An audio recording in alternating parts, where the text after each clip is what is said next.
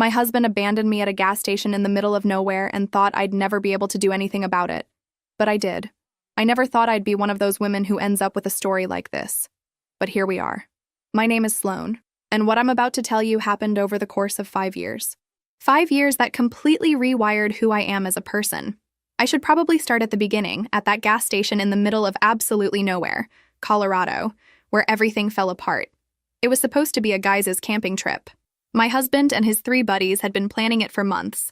Some weekend retreat up in the mountains where they could drink beer, tell stupid stories, and pretend they were still in their 20s instead of pushing 40. I wasn't invited, obviously. It was their thing.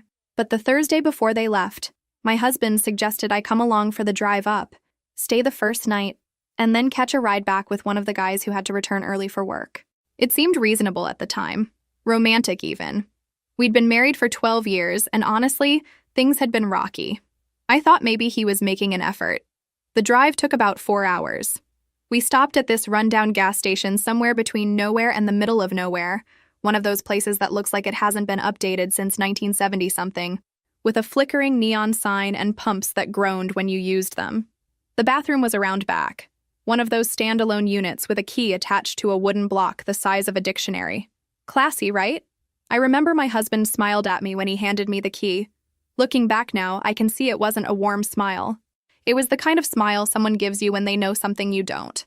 But in that moment, I just thought he was being helpful.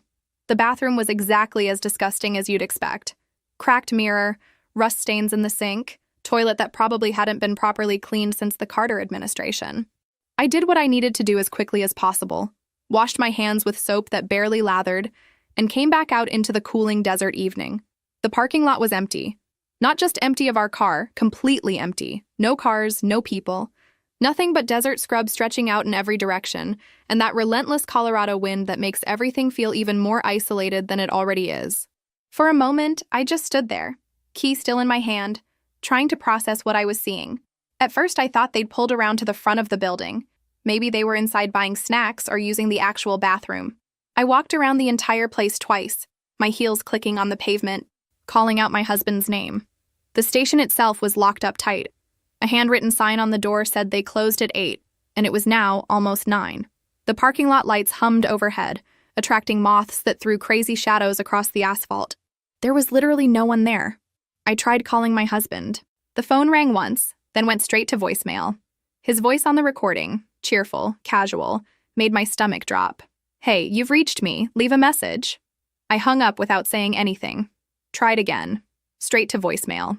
I tried the 3 friends, one after another, my fingers starting to shake as I scrolled through my contacts. Every single phone, straight to voicemail. That's when the panic started setting in. Real physical panic. Heart racing, hands shaking, that metallic taste in your mouth that comes with pure fear. But even then, I told myself there had to be a reasonable explanation. Maybe they drove up the road a bit to get better cell service. Maybe one of them got sick and they rushed to find a clinic. Maybe there'd been some kind of emergency. Maybe. I stood in that parking lot for 45 minutes, pacing back and forth, calling and calling and calling. With every minute that passed, the excuses I made for them got weaker and the sick feeling in my stomach got stronger. The temperature was dropping. It gets cold fast in the desert at night, and I only had a light jacket. I hadn't brought my purse. Why would I? I was just going to the bathroom. By the time headlights finally appeared on the horizon, I'd cycled through confusion, denial, anger, and had landed somewhere in the neighborhood of numb terror. A truck finally pulled in around 10. The driver was a woman in her 50s, weathered skin and kind eyes, hauling supplies to Grand Junction. She saw me standing there and immediately knew something was wrong. I must have looked like exactly what I was, someone who'd been abandoned in the middle of nowhere with no idea what to do about it. She asked if I needed help. I started crying before I could even answer. The whole story just poured out of me while we stood under that terrible fluorescent light that kept buzzing and flickering. She listened without interrupting, and when I finished, she said something I'll never forget. "Honey, that wasn't an accident. That was a choice." I didn't want to believe her. I got in her truck anyway because what else was I going to do? Sleep on the pavement? She drove me all the way to Grand Junction, about an hour and a half, talking the whole time about her own ex-husband and the day she finally left him. She said sometimes the worst thing a person can do is the best thing that could happen to you, and you just don't know it yet. I nodded along, but honestly, I wasn't really processing anything. I was still in shock, still convinced that when I got to Grand Junction, my husband would be there, full of apologies and explanations. He wasn't. The truck driver dropped me off at a 24-hour diner and gave me $40. I tried to refuse it, but she pressed it into my hand and told me to call someone who actually gave a damn about me. I sat in that diner booth for 2 hours with a coffee I didn't drink, trying to figure out who that person was. My parents were the obvious choice. We weren't super close. My husband had always made subtle comments that created distance between us over the years, and I'd been stupid enough to let it happen. But they were still my parents. They'd help. They had to help. I used the diner's phone because my cell was dying and I didn't have a charger. The conversation with my mother is burned into my brain. Sloan. Oh, thank God. Your husband called us. He's been so worried. He said you had some kind of episode and ran off. Are you okay? Where are you? I remember the floor feeling like it disappeared underneath me. What? Mom, no, he left me. He and his friends. They drove away and left me at a gas station in the middle of nowhere. I've been stranded for hours. There was a pause. Then, in this careful voice, she said, Sweetheart, that doesn't make any sense. Why would they do that? Your husband said you'd been acting strange all week. He said you got into a fight and jumped out of the car. He's been calling everyone trying to find you. He'd beaten me to it. He'd actually called my parents first and fed them a completely different version of events. One where I was the unstable one, the unpredictable one, the one who couldn't be trusted. And because he'd been setting this up for years, slowly poisoning the well with comments about how emotional I was, how I overreacted to things, how I could be difficult, they believed him. I tried to explain. I really did. I told her about the bathroom, about all their phones going to voicemail, about the truck driver who helped me. But with every word, I could hear the doubt in her voice growing. My own mother didn't believe me. My father got on the phone at some point and said they thought it would be best if I sorted things out with my husband before coming to them. He actually used those words. Sorted things out. Like I was a child who'd gotten into a fight at school. I hung up. I didn't have the energy to keep trying to convince them. The waitress came over and asked if I wanted a refill. I asked her instead if she knew where the nearest shelter was. That first night in the shelter was probably the loneliest night of my entire life.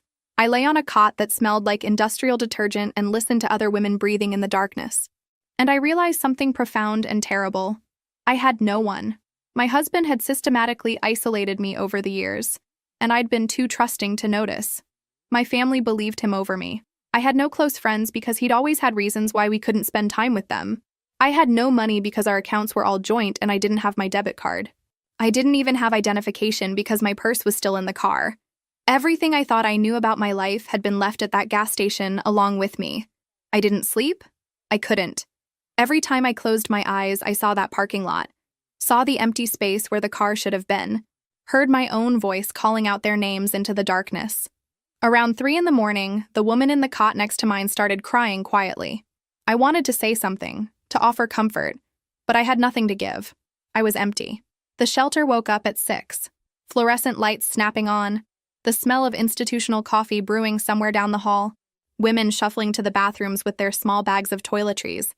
I got up like a zombie and went through the motions, brushed teeth, washed face, try to make myself look presentable with the same clothes I'd been wearing for 24 hours. Breakfast was served in a cafeteria-style room. Toast, oatmeal, weak coffee. I sat alone at a table and tried to eat, but everything tasted like cardboard. A woman across from me asked if I was okay. I nodded, unable to speak. If I started talking, I might start screaming. By 8, we all had to be out. That was the rule. The shelter closed during the day, and everyone had to leave until 5 p.m. It made sense, I guess. It encouraged people to look for work, to handle their business, to not treat the shelter like a permanent residence. But for me, it meant 9 hours with nowhere to go. 9 hours to sit in the library and use their computer to search for jobs I couldn't apply for without ID. 9 hours to walk around Grand Junction looking at a city I'd never wanted to live in. 9 hours to think about how spectacularly my life had collapsed. The first week was the hardest. Every morning, I'd tell myself it would get better. Every evening, I'd lie on that cot and realize it hadn't. I called my parents twice more. Once, my mother answered and then claimed it was a bad time and she'd call me back. She never did. The second time, my father answered and told me firmly that they'd decided it was best to give me space to work things out with my husband. Translation, they'd chosen him over me and weren't going to change their minds. On the 4th day, A woman in the shelter had a breakdown. Complete, screaming, sobbing breakdown in the middle of the night. It took 3 staff members to calm her down. We all just lay there in our cots, pretending we couldn't hear it. Each of us probably thinking, that could be me. That probably will be me. On the 5th day, I met the social worker who would change everything. The shelter had a lot of rules. Wake-up time was 6 in the morning, no exceptions. You had to be out by 8 and couldn't come back until 5 in the evening. All personal belongings had to fit in a single provided locker. No alcohol, no drugs, no men in the women's section. The rules made sense, I guess, but they also meant that every single day, I had 9 hours to kill with nowhere to go and nothing to do. An assistant social worker at the shelter, this tired-looking woman in her 30s who'd probably seen 1,000 stories like mine, sat me down on my second morning there and explained my situation in terms I couldn't ignore anymore. Without identification, I was essentially a ghost. I couldn't get a legitimate job, couldn't open a bank account, couldn't rent an apartment or even a room, couldn't prove I was who I said I was. The whole system required paperwork, and all my paperwork was either with my husband or required me to go back to my hometown to obtain. How much does a replacement ID cost? I asked her. Depends on the state, but you're looking at probably $30 to $40 for a basic identification card, maybe more if you need a birth certificate too. And you have to go in person to the vital records office in your county of birth. I had $40 to my name, the same $40 the truck driver had given me. Going back to my hometown meant a bus ticket, which I learned cost $73.50 one way. I didn't have $73.50. I barely had enough for a few meals. She helped me sign up for emergency food assistance, which at least meant I wouldn't starve, and she gave me a list of places that sometimes hired people for cash-based day labor. Under-the-table work, the kind of thing I never thought I'd need to do. But pride is a luxury you can't afford when you're sleeping in a shelter. The cafeteria that hired me wasn't particularly nice. It was one of those places that tries to be trendy, but is really just serving overpriced sandwiches to tourists passing through on their way to the ski resorts. The owner was this sharp-eyed woman in her 60s who looked me up and down when I came in asking about work and said, "You don't look like someone who usually needs under-the-table work." I was honest with her. I didn't have the energy to make up a story. And besides, I was learning that the truth was often stranger than anything I could invent. I told her about the gas station, about my husband, about needing to get to my hometown for identification. She listened without much expression, then said I could wash dishes for $12 an hour, paid daily in cash. No taxes, no paperwork, no trail. It wasn't legal, but neither of us were in positions to be picky about that. So that became my life. 8 to 5, Monday through Saturday, I washed dishes. My hands got raw, and then they got tough. The hot water and harsh soap stripped away whatever softness they'd had. By the end of the first week, I had small cuts on my knuckles that stung whenever I plunged my hands back into the soapy water. By the end of the second week, those cuts had healed into calluses. My body was adapting, even if my mind hadn't caught up yet. I learned to move fast, to anticipate when the lunch rush would hit, to stack plates in a way that maximized space and efficiency. The rhythm of it became almost meditative once I stopped thinking about it. Spray, scrub, rinse, stack, repeat. The other workers were mostly kids, high school and college students picking up extra money. They were nice enough, but there was an obvious divide. They complained about homework and dating drama and whether they'd get the weekend off. I stayed silent, focused on my work, because what was I going to say? That I was 32 years old, sleeping in a shelter, saving for a bus ticket to get identification because my husband had abandoned me at a gas station. Yeah, that would make for great break room conversation. They were there temporarily, for spending money. I was there because it was the difference between sleeping in a shelter and sleeping on the street. Every single day, I got paid. The owner would call me into her office at the end of my shift and count out bills, usually around $90 to $100 depending on how long I'd worked. No receipt, no paper trail, just cash changing hands. Every single day, I took that cash and divided it with the precision of a miser. $20 went into my pocket for immediate needs, food for the 9 hours I couldn't be at the shelter, maybe a cheap pair of socks if the ones I had were getting holes. The rest went into a jar I kept in my locker at the shelter. I'd asked one of the staff if it was safe, and she'd given me this look that said, "Nothing is ever really safe here, but it's the best you've got." So I hid the jar at the bottom of my locker, under the spare clothes and toiletries, and every night I'd count it before I went to sleep. $23, $38, $51, $67. The numbers climbed so slowly it was agonizing. Some days I'd have setbacks. need to buy shampoo, or the zipper on my jacket would break, and I'd have to buy a replacement at the thrift store. Each setback felt like being pushed back down a mountain I was trying to climb. I became obsessed with that jar, with watching the bills slowly accumulate. $73.50 felt like a mountain, impossible to climb, but every day it got a little smaller, a little more attainable. I knew exactly how much I had at any given moment. I could calculate in my head how many more shifts I needed, how many more days of washing dishes, how many more nights in the shelter. The hardest part wasn't the work, it was the isolation. I called my parents 3 more times in those first few weeks. Each conversation went the same way. They insisted I needed to talk to my husband. They said he was worried, that he'd called them crying, asking if they'd heard from me. They said I was making things worse by refusing to communicate with him. They actually used the word refusing, like I was a child having a tantrum instead of an adult who'd been deliberately abandoned by someone who was supposed to love them. The 4th time I called, my father actually said, "Your husband said you'd do this. He said you'd make up stories to make him look bad. He warned us you might try to turn us against him." The fact that he chose to believe, that I was capable of that kind of manipulation, but not that my husband was capable of abandonment, told me everything I needed to know. That's when I stopped calling. There was no point. He'd won the narrative war before I even knew we were fighting, and every time I heard their voices choosing him over me, it hurt in a way that made the gas station abandonment feel almost secondary. 3 weeks into the job, the owner, I should probably give her a name in my head, but I always just thought of her as the owner, started warming up to me. I think she'd been waiting to see if I'd quit or flake out. But when I showed up every single day on time and worked without complaining, something shifted.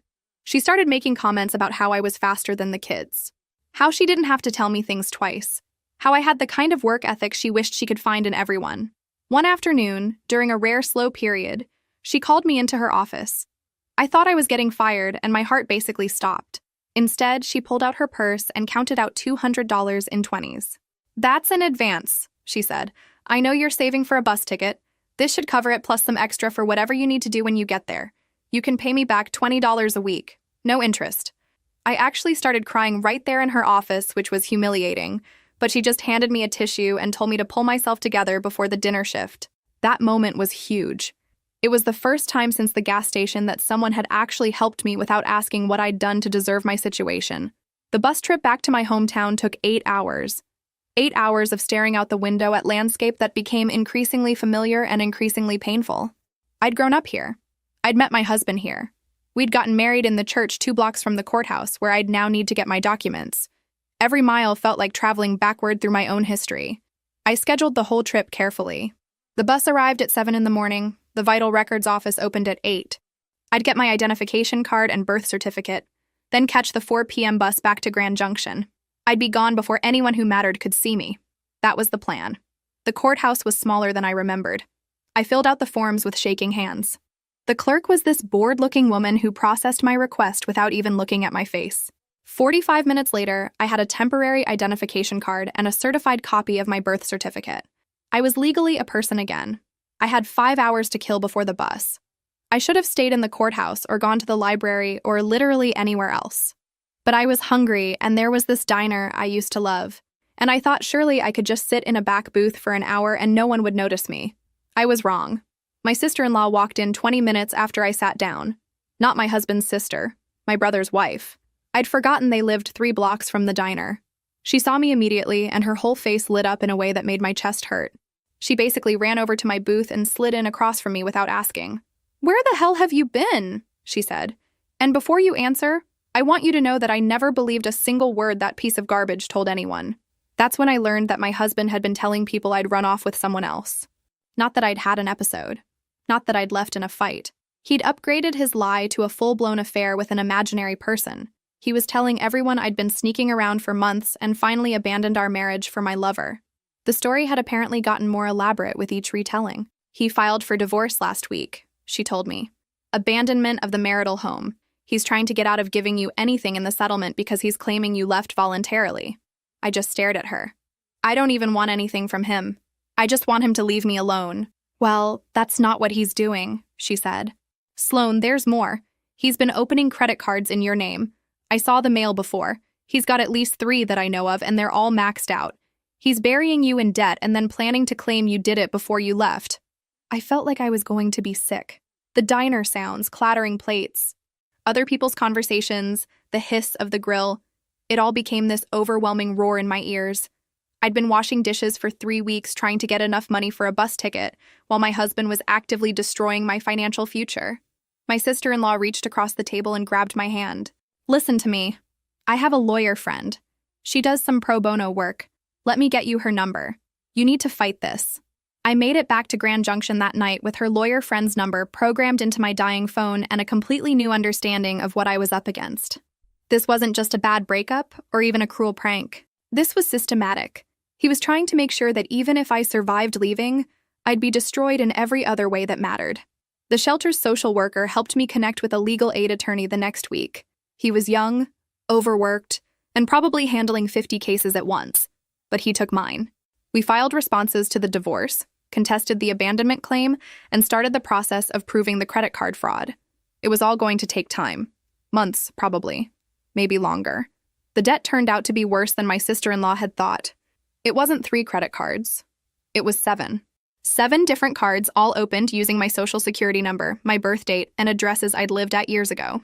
The total was just over $43,000. $43,000 of charges I never made for things I never bought, and somehow I was on the hook for all of it. My legal aid attorney, I called him by his first name, which was Tom, because calling him my attorney felt too formal for someone working out of an office that was basically a converted storage closet, explained that proving fraud would take time. We'd need police reports, paperwork from the credit card companies, documentation of where I was when the charges were made. It was going to be a long, bureaucratic nightmare, and there was no guarantee we'd win. The collection calls started around the same time. My old phone number started getting hit with automated calls. When I didn't answer, they started calling my parents.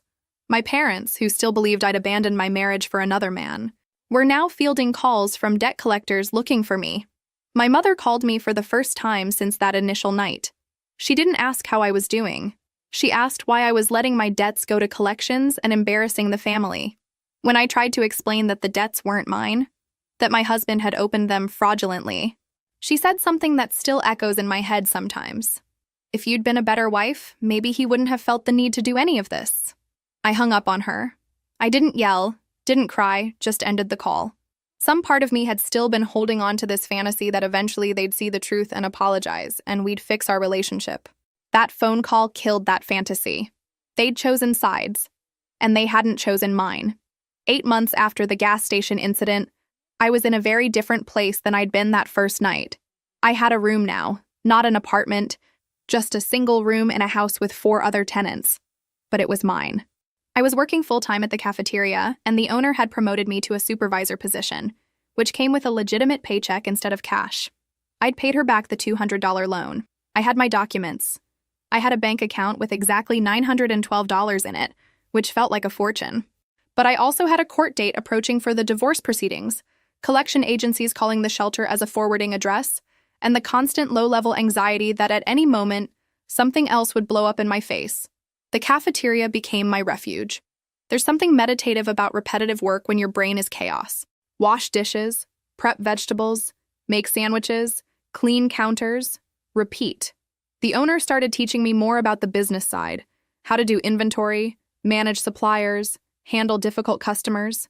I think she recognized something in me, some kind of desperate hunger to prove I was worth something. She fed that hunger with responsibility, and I grabbed onto it like a lifeline.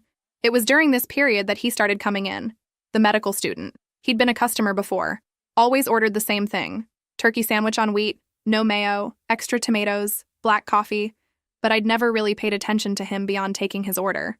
But now he was coming in late at night, after the dinner rush, usually around 9 or 10 p.m. He'd sit at the corner table with textbooks and notes spread everywhere, and he'd study until we closed at 11. At first, I barely noticed him. Just another customer in a long line of customers. But after a few weeks, I started to recognize the pattern. Same time, same table, same order. He'd nod at me when he came in, a quick acknowledgement, then disappear into whatever he was studying. Anatomy, from what I could see when I passed by his table. Detailed diagrams of the human body, medical terminology I couldn't begin to pronounce. It took another 2 weeks before he actually started talking to me beyond his order. It was a slower night. One of those random Tuesdays where the place was dead, and I was wiping down tables near where he sat. He looked up from his textbook and asked if I wanted the leftover coffee since we were just going to throw it out anyway. I said yes because free coffee is free coffee, and I'd learned not to turn down anything free. Then he asked if I wanted to sit for a minute since the place was dead. I said yes to that too, mostly because my feet hurt, and I'd been on them for 9 hours straight. His name was something common. I won't write it here because this isn't really about him. It's about what he represented to me at that moment in my life. He was in his 3rd year of medical school, specializing in emergency medicine. He came to the cafeteria to study because his apartment was loud. Thin walls, neighbors who fought constantly, and the library closed too early for his night owl schedule. We talked for maybe 15 minutes before other customers came in. But it was 15 minutes where I wasn't Sloan who got abandoned, or Sloan who's fighting a divorce, or Sloan who sleeps in a shelter. I was just Sloan, having a conversation about whether studying at night was more effective than studying in the morning, his position, or if it just meant you were more caffeinated than educated, my position. He started staying later. We started talking more. Nothing inappropriate. He'd study, I'd do closing work, and we'd chat during the slow periods. He never asked about my past or why I was working at a cafeteria in my 30s, or any of the questions that would have required me to unpack the previous year of my life. We talked about movies and music and the weird customers we'd both encountered, and whether the universe was infinite or just really, really big. It was the closest thing I'd had to a normal human interaction in months. No pity, no judgment, no complicated history. Just 2 people talking about nothing important. And somehow that made it the most important part of my day. Meanwhile, the lawsuit crept forward with all the speed of continental drift. Tom filed our response, calling it what it was, a frivolous attempt at intimidation. We had a preliminary hearing scheduled for January, which was 3 months away. 3 months of this thing hanging over my head like a sword. My husband's attorney sent a formal demand through Tom. They wanted me to sign away any claim to marital assets, including the house, the cars, the joint savings that I'd contributed to for 12 years in exchange for my husband agreeing not to pursue the debt issue. Basically, I could walk away with nothing and let him keep everything, or I could fight and risk being held responsible for $43,000 of fraud. Tom asked what I wanted to do. I remember sitting in his cramped office, looking at the water stain on the ceiling that looked vaguely like a bird, and feeling this strange calm wash over me. Fight it, I said. All of it. I'm not signing away my life because he's threatening me. Let them take me to court. It's going to get ugly, Tom warned. It's already ugly, I said. At least this way I'm not pretending it isn't. The preliminary divorce hearing happened on a Thursday. I had to take the day off work, which meant losing a day's pay, but there was no way around it. The courthouse was in my hometown, which meant another bus ride into my past. I wore the only professional outfit I'd managed to piece together from the thrift store, a black skirt and a gray blouse that fit okay if I kept the jacket buttoned. I looked like I was going to a funeral. Appropriate, considering I was watching the legal death of my marriage. My husband showed up with his expensive attorney, looking confident and put together in a way that made me want to scream. He'd gained weight since I'd last seen him. Not a lot, but enough to notice. He didn't look at me when he walked in, didn't acknowledge my existence at all. Just sat at his table and whispered with his lawyer like I was furniture. The hearing itself was mostly procedural. Tom had filed our responses contesting the abandonment claim and alleging financial fraud. My husband's attorney argued that I'd left voluntarily and had been unstable for months prior to my departure. They submitted affidavits from his 3 friends backing up his version of events. Tom submitted the messages. The text messages from my husband's friends that my sister-in-law had somehow managed to get screenshots of before they were deleted. Messages from the day of the gas station incident, laughing about the prank, joking about how long I'd wait before figuring out they weren't coming back. Messages that made it very, very clear this had been planned and deliberate. I watched my husband's face when Tom projected those messages on the screen, watched the color drain out of it, watched him lean over to whisper frantically to his attorney. The attorney asked for a brief recess, which the judge granted with this look that suggested she knew exactly what was happening. When we came back, suddenly my husband's team wanted to reconsider the terms and work toward an amicable settlement. Translation? They knew they'd lost the abandonment argument and were scrambling to minimize damage. The judge, a stern woman in her 60s who looked like she'd seen every divorce trick in the book, denied the abandonment claim right there. She also ordered a temporary freeze on any further credit card use in my name and scheduled a follow-up hearing on the fraud allegations. Outside the courthouse, he tried to talk to me, actually followed me to where I was waiting for my bus and tried to have a conversation.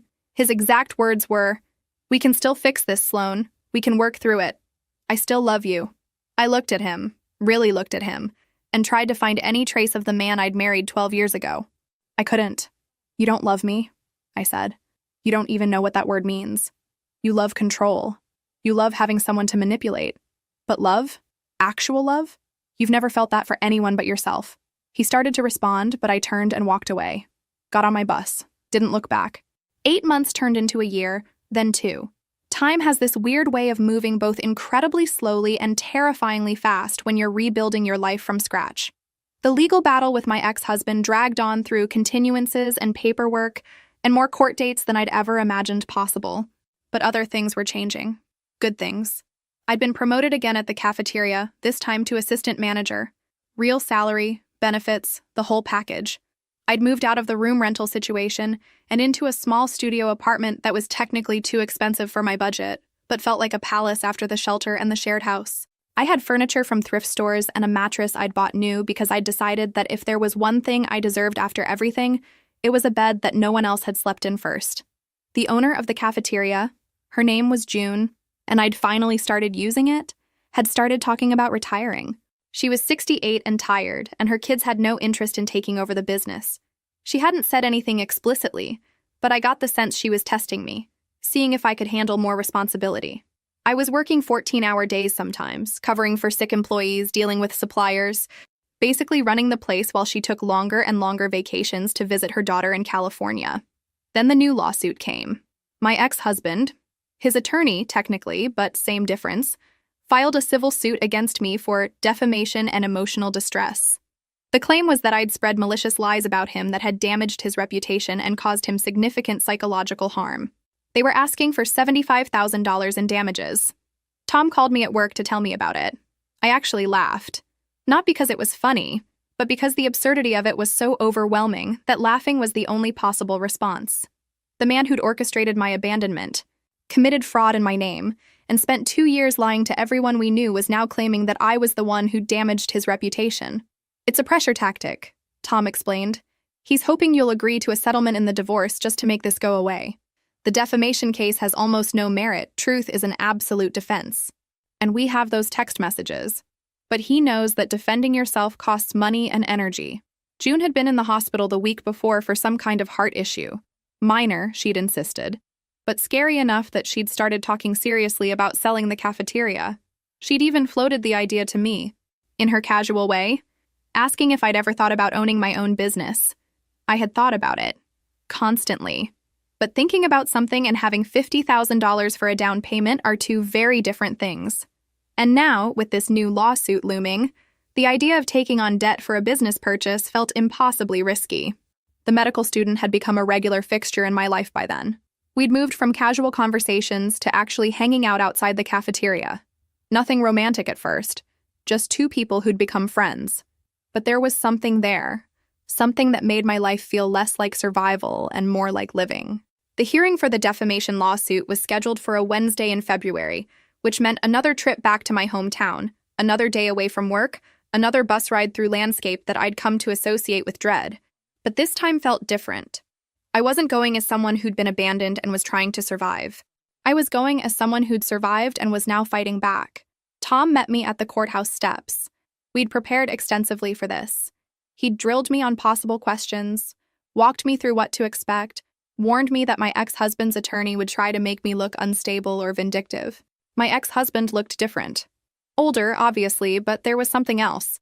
A kind of desperation in his eyes that hadn't been there before. He'd lost the cocky confidence he'd had at the first hearing.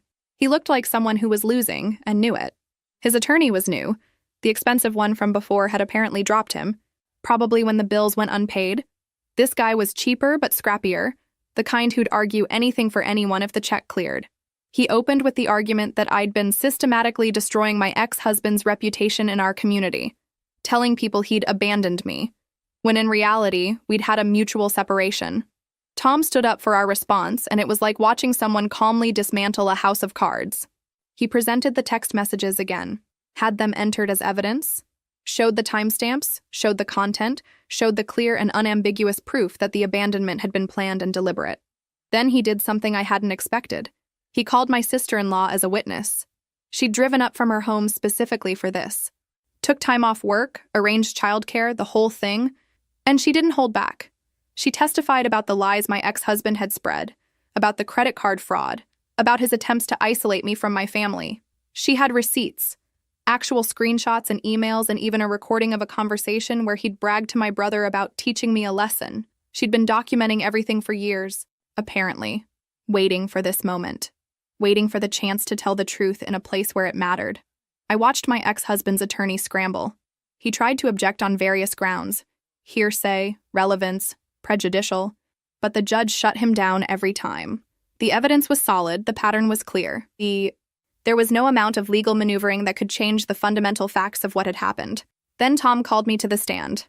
I'd been dreading this part, having to sit up there and recount the worst experience of my life while my ex-husband watched, having to answer questions about my emotional state, my decision-making, my marriage, having to defend my reaction to being abandoned like somehow I was the one who needed to justify my behavior. But when I actually sat down and took the oath, something shifted. I wasn't afraid anymore. I was angry. Tom asked me to describe what happened the night of the gas station incident. I did, in clear detail. Every moment from when my husband handed me that bathroom key to when the truck driver dropped me off at the diner. He asked about the debt.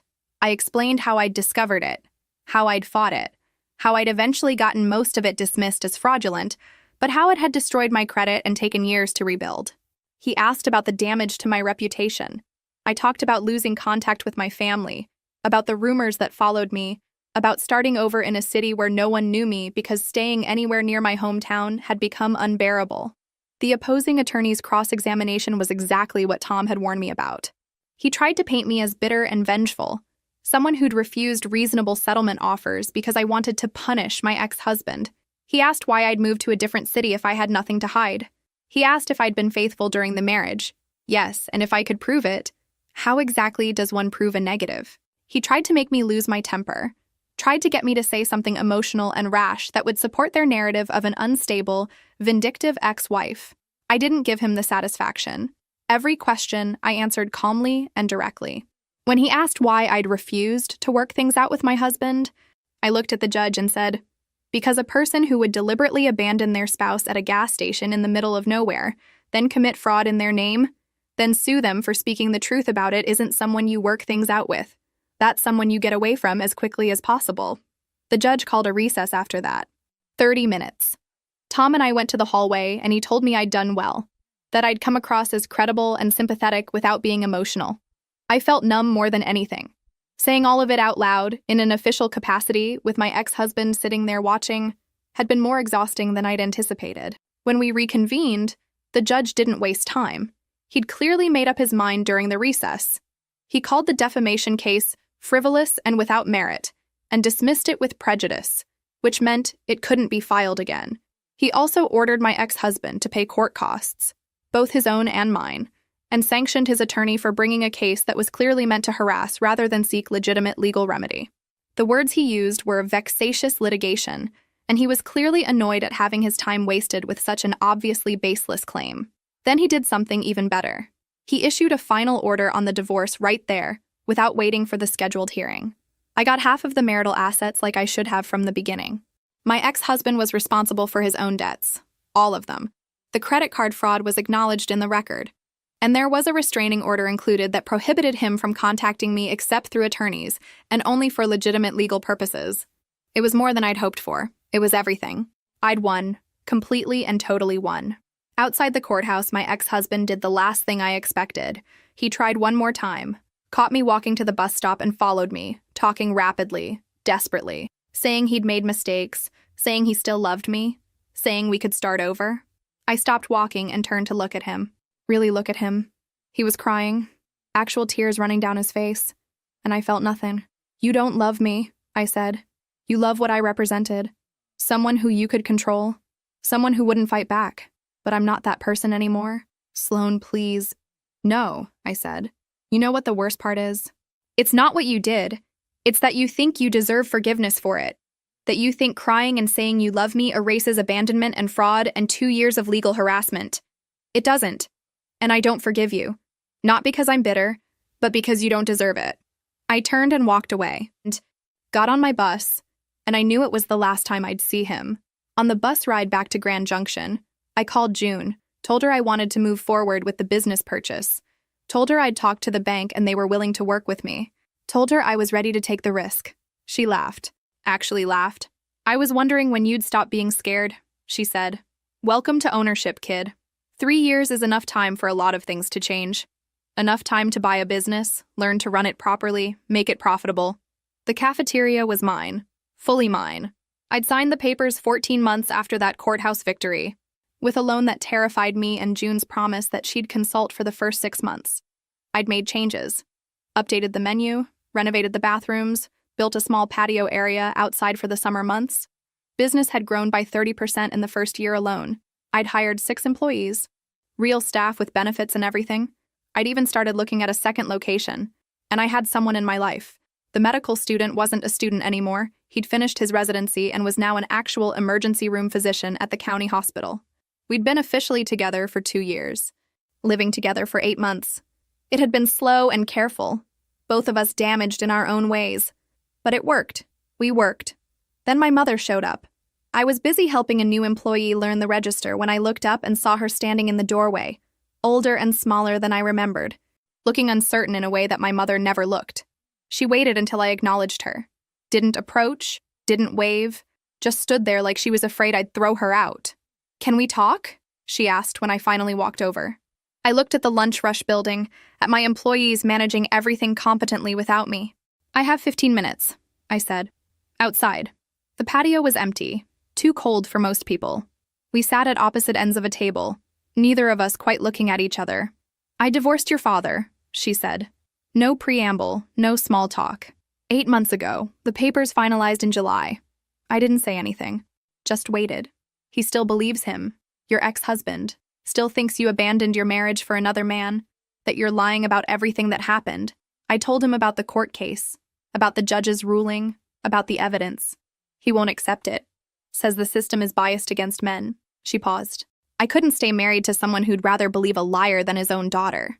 "But you did," I said. "For 3 years you believed the liar." "I did." She looked down at her hands. "I don't have an excuse for that. I was a coward. I'd spent 35 years letting your father make decisions, shape reality, decide what was true. And when you called that night, I was scared. 'Why are you here?' I asked. 'After 3 years, why now?' She was quiet for a long moment. 'I need help. The divorce. Your father fought everything. He got to keep the house because my name wasn't on it. I have some savings, but not enough for first and last month's rent anywhere decent. I'm staying with your sister-in-law right now, but I can't do that forever. And I hoped, there it was. The real reason. You want money. I want to reconnect with my daughter," she said. "But yes, I also need help. I know I don't deserve it. I know I failed you when you needed me most. But I'm asking anyway because I don't know what else to do." I looked at her, saw the gray in her hair that hadn't been there 3 years ago, saw the way her clothes hung a little loose, saw the desperation that I recognized from my own mirror in those early months, and I felt nothing. No anger, no pity, no satisfaction, just emptiness. "I need to think about this," I said. "Of course. I understand. I'm staying with your sister-in-law for another week. You have her number." She stood to leave, got halfway to the door before turning back. "Sloan? I am sorry. I know that doesn't fix anything, but I need you to know that I understand what I did. And I'm sorry." I nodded, watched her leave. That night, I talked to my partner about it. He'd met my mother once, years ago at a family gathering before everything fell apart, but he didn't really know her. What he knew was me, knew what her abandonment had done. "What do you want to do?" he asked. "I don't know," I said. "Part of me wants to help her just to prove I'm better than she was. But another part thinks that's exactly the kind of thinking that got me into trouble in the first place. Those aren't mutually exclusive," he said. "You can help her and protect yourself. Set boundaries. Make it conditional." I thought about that for days. Eventually, I came to a decision. I called my mother and asked her to meet me at the cafeteria again. Same table on the patio, colder this time because it was late September. I'd brought 2 coffees, set one in front of her. "I'll help you," I said. "I'll pay your rent for 6 months. That should give you time to find work, to get stable. But I have conditions." She nodded, relief washing over her face. "First, you don't get to be my mom right now. You get to be someone I'm helping. We're not doing family dinners and phone calls and pretending the last 3 years didn't happen. Maybe eventually if you prove you've actually changed, but not now. Okay. Second, you go to therapy. Real therapy, not church counseling. You need to figure out why you were willing to abandon your daughter to protect your marriage. Okay. Third, if you ever suggest that I had any responsibility for what happened with my ex-husband, or try to minimize what he did, or make excuses for him or for Dad, we're done. Permanently. No second chances. I understand. And fourth, you're paying me back. Not the money. I don't care about the money. But you're going to tell everyone who ever believed his lies what actually happened. Everyone. I want my reputation back. She flinched at that one. Your father won't. I don't care what Dad does or doesn't do. I care what you do. You helped destroy my reputation by staying silent. You can help rebuild it by telling the truth. There was a long silence. Then she nodded. Okay. All of it. I'll do all of it. I didn't feel victorious or satisfied. I felt tired, but I also knew that if I didn't help her, I'd regret it. Not because of what it would mean about her, but because of what it would mean about me. I wrote her a check that day for 6 months' rent at a modest apartment. Set her up with contact information for the therapist I'd been seeing. Made it clear that this was a business transaction with clear terms, not a reconciliation. She took it all. Signed up for therapy, found an apartment, got a part-time job at a department store, and slowly, painfully slowly, started the work. 5 years is a lifetime.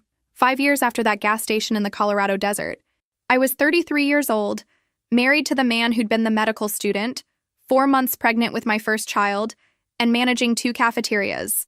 The second location had opened 8 months earlier in a different part of Grand Junction, and it was doing even better than the first.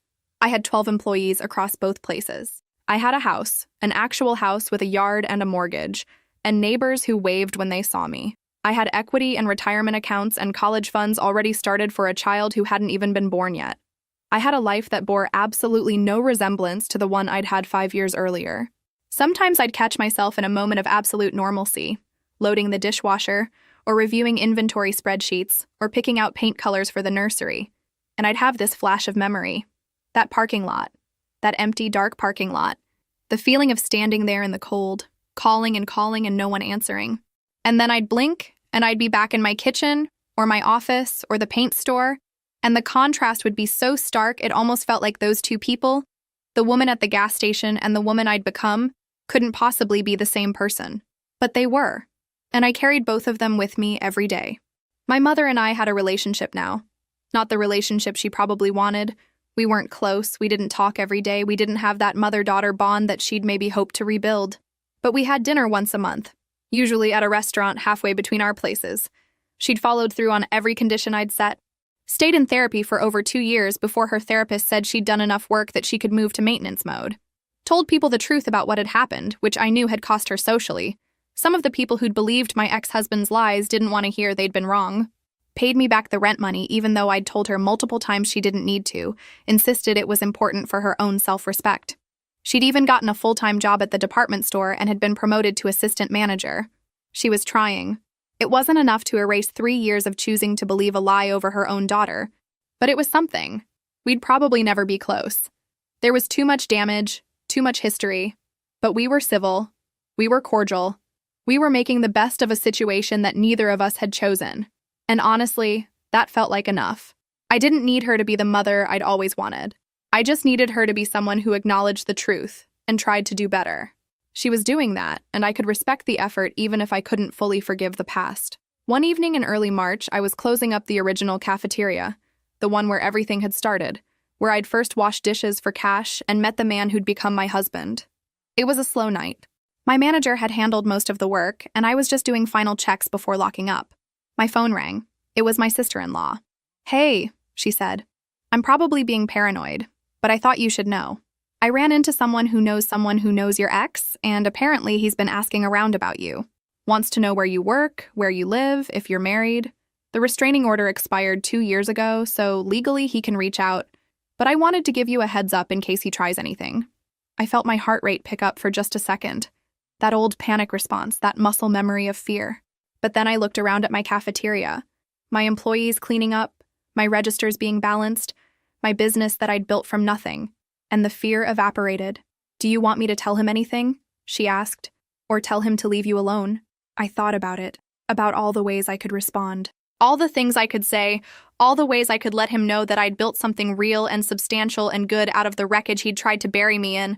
I could tell him about the cafeterias, about the house, about the marriage, about the baby on the way. I could send him a message through mutual acquaintances about how spectacularly I'd succeeded despite his best efforts to destroy me. But you know what? That would mean I was still thinking about him, still measuring my success against his failure, still letting him occupy space in my head that I'd rather fill with literally anything else. No, I said. Don't tell him anything. Let him wonder. Because that was the truth of it. He'd become irrelevant. Not through any grand confrontation or dramatic final showdown. Not through revenge or proof or showing him that he'd been wrong about me. Just through time and work and the simple act of choosing to build something instead of staying buried in what he'd tried to do to me. I finished locking up and drove home to my husband, who was making dinner because I'd mentioned being tired lately with the pregnancy. We ate on our porch even though it was a bit chilly, because we just had the porch built and I loved it too much not to use it. We talked about names for the baby. He wanted something traditional, I wanted something unusual. We'd been having this debate for weeks and still hadn't landed anywhere. You okay? He asked at one point. He always knew when something was on my mind. Yeah, I said, and I meant it. I'm okay. More than okay, actually. I'm good. Our daughter kicked, strong enough that he could feel it through my belly when he put his hand there. We both laughed. This little person who'd never know the woman I'd been 5 years ago at that gas station, who'd never know what it felt like to have absolutely nothing and no one, who'd grow up in a house with parents who loved each other and a mother who owned her own business, and a life where abandonment was just a word in the dictionary, not a lived experience that shaped everything that came after. That night, after my husband had fallen asleep, I lay awake for a while thinking about those 5 years. About the truck driver who'd given me $40 and a ride to Grand Junction. About June, who'd given me a chance when I had no credentials and no references. About Tom, who'd fought for me when I had no money to pay him properly. About my sister-in-law, who'd believed me when my own parents hadn't. About the medical student who'd become my husband, who'd never once asked me to be anyone other than who I was. I'd spent so much time in those early months thinking about what had been taken from me. My marriage, my family, my reputation, my financial security, everything. I'd been left with nothing but $40 and the clothes I was wearing. But somewhere along the way, I'd stopped thinking about what I'd lost and started thinking about what I was building. And what I'd built, slowly, painfully, one day at a time, was better than anything I'd had before. More honest, more mine, more real. 5 years, one gas station, one choice to keep going when everything said to give up. One choice that I made every single day for months, then years, until it wasn't even a choice anymore. It was just who I'd become. And a life that was entirely, irrevocably mine. My fiancé cheated on me with his ex at his bachelor party and texted me. I went back to her because she's better than you. I was staring at my phone screen in the break room when my entire world collapsed into a single text message. Not a call. Not even the decency of a voice explaining what was happening. Just words on a screen that made my coffee taste like ash in my mouth. The message was from Trevor, my fiancé of 2 years, currently at his bachelor party 3 states away. I need to tell you something, and I can't do this over the phone, so I'm just going to say it. I ran into Cassidy last night at the hotel bar. We talked for hours, and everything I felt for her came rushing back. We spent the night together, and I've decided to give us another real chance. I know the timing is terrible, but I can't marry you when my heart is somewhere else. I'm keeping the ring since I'll probably use it with her eventually. I'm sorry. I read it 3 times, 4 times, 5 times. Each time hoping the words would somehow rearrange themselves into something that made sense. Something that didn't feel like a bomb detonating in my chest. The fluorescent lights above me buzzed with an intensity that suddenly felt deafening. My hands didn't shake. I didn't cry. I didn't scream or throw the phone across the room like they do in movies. Instead, something cold and methodical clicked into place in my brain, like a circuit breaker flipping to protect the system from overload. My hands were steady as I set the phone down, but my body knew before my brain fully processed it. My heart rate slowed to something thick and heavy. My mouth went dry.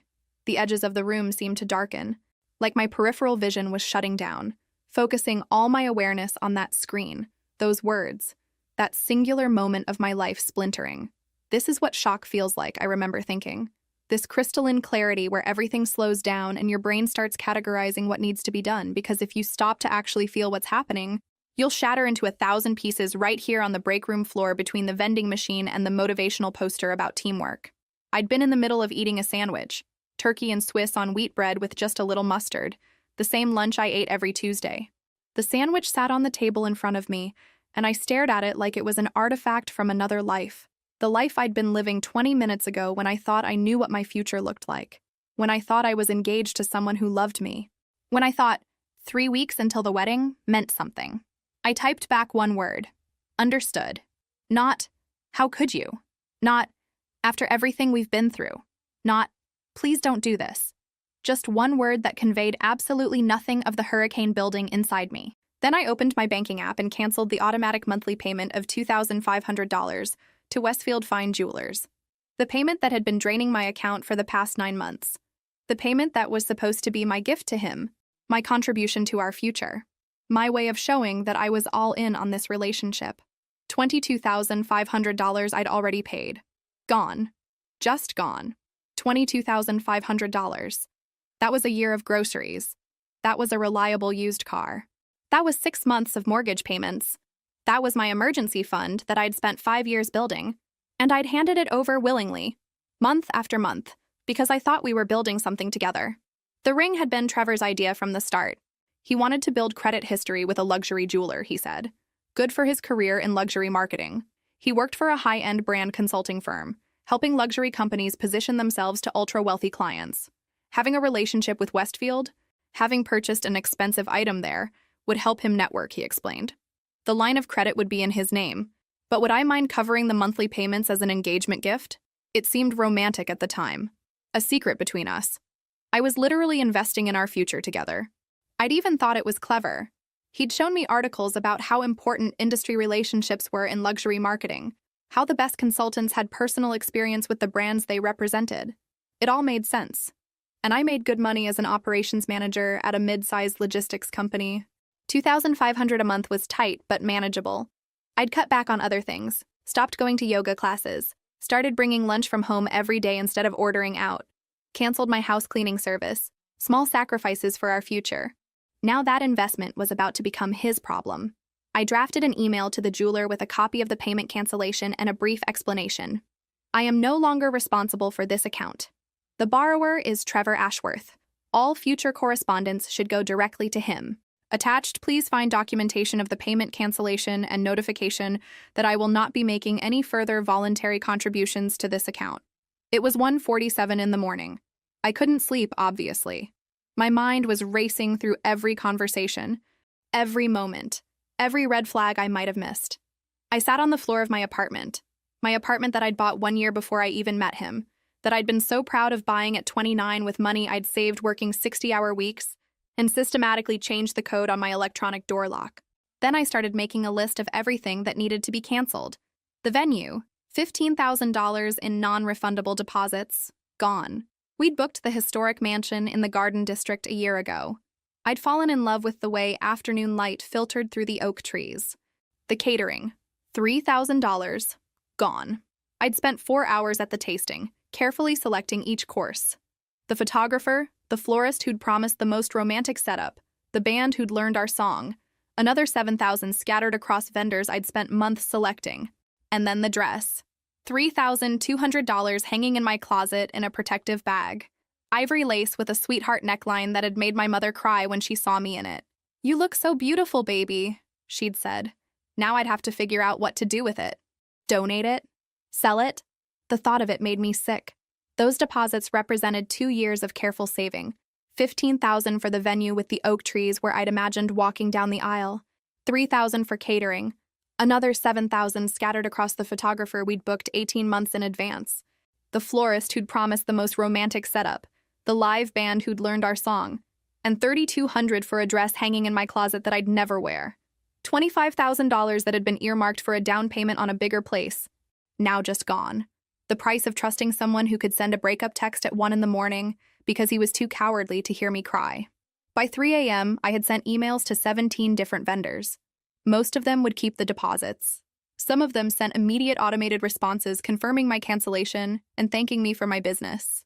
That last part felt like a slap. I changed all my streaming service passwords. He'd been using my accounts for everything: movies, music, even my premium meditation app that I'd bought specifically to manage the wedding stress. Every shared password got updated. Every joint anything got separated. I was methodically erasing him from my life while he was probably sleeping off his reunion with Cassidy, completely unaware that his financial situation was about to implode. The boxes of wedding invitations sat in my closet. Custom letterpress, cream cardstock with gold foil edges, 35 invitations at $40 each. I'd been so proud of them when they arrived. Now I shoved them all into a garbage bag without looking at them too closely. I finally collapsed into bed around 4 a.m. My alarm went off at 7. I'd slept maybe 3 hours, and those hours were filled with fragmented dreams where I kept trying to find something I'd lost but couldn't remember what it was. My phone started ringing at 8:15. I was in the shower, letting the hot water run over me and pretend I was washing away the previous 12 hours. Pretending that if I scrubbed hard enough, I could scrub away the feeling of being discarded like trash. When I finally checked my messages, there were 6 missed calls and 3 voicemails. The first voicemail was from Danielle, one of Trevor's close friends from college. Her voice was tight with barely concealed irritation.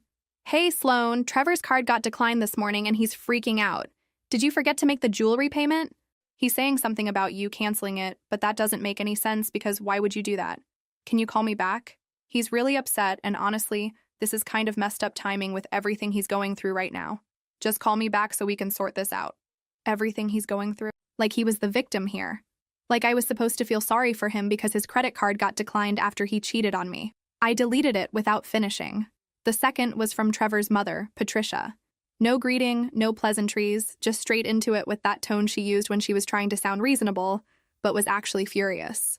"Sloan, I don't know what's going on, but you need to fix this situation with the ring payment immediately. Trevor promised me everything was taken care of financially. This is unacceptable. That ring represents a significant investment, and you can't just stop paying for it because you're angry. I raised my son better than this, and I know you're better than this too. Call me back right now so we can handle this like adults." Like adults. She wanted me to handle this like an adult. Her 31-year-old son had sent me a text message at 1 in the morning to inform me he was cheating on me and keeping an $80,000 ring, but I needed to be the adult here. I deleted that one too, my hand shaking now. Not from fear or sadness, but from pure rage. The audacity of these people. The absolute audacity. The third was from a number I didn't recognize. I almost skipped it, but something made me listen. "Hi, this is Karen from Westfield Fine Jewelers. We're calling because your payment for account ending in 4791 was declined this morning, and we also received your email. We need to clarify some things about the account responsibility. Please call us back at your earliest convenience." I saved that one. I'd need to forward it to my lawyer. My lawyer. I needed a lawyer now. This was my life at 32 years old. I needed a lawyer because my fiancé had cheated on me, and I'd stopped paying for his $80,000 ring. I got dressed slowly, carefully, put on my favorite blazer, the navy one that made me feel competent and in control. Applied makeup that covered the circles under my eyes, straightened my spine, and walked out the door like I wasn't falling apart inside. At work, I managed to make it until lunch before my phone rang again. Trevor's mother. I sent it to voicemail. She called back immediately. I sent it to voicemail again.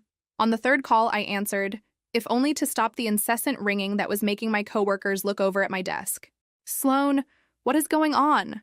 Her voice was shrill enough that I had to hold the phone away from my ear. "Trevor said you stopped the payment without telling anyone. He doesn't have $2,500 just lying around each month. His new girlfriend certainly doesn't have it either. You made a promise?"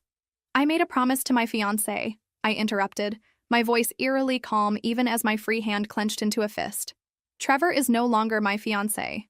He made that very clear yesterday when he informed me via text message that he was resuming a relationship with his ex-girlfriend. The payments were a gift, contingent on our engagement. No engagement means no gift. That's not how this works. You can't just... Patricia, the credit line is in Trevor's name. I was making voluntary payments. There was no contract, no legal obligation. I was paying for his ring as a gift because I thought we were getting married. We're not getting married. The gift is over. But he can't afford? That's not my problem anymore." My voice was getting sharper now. People were definitely looking. I stood up and walked toward the stairwell for privacy. He should have thought about that before he cheated on me 3 weeks before our wedding. He should have thought about that before he decided to keep an $80,000 ring that I've been paying for. Those were his choices. Now he gets to live with the consequences. You're being vindictive. I'm being vindictive? I laughed, and it sounded bitter even to my own ears.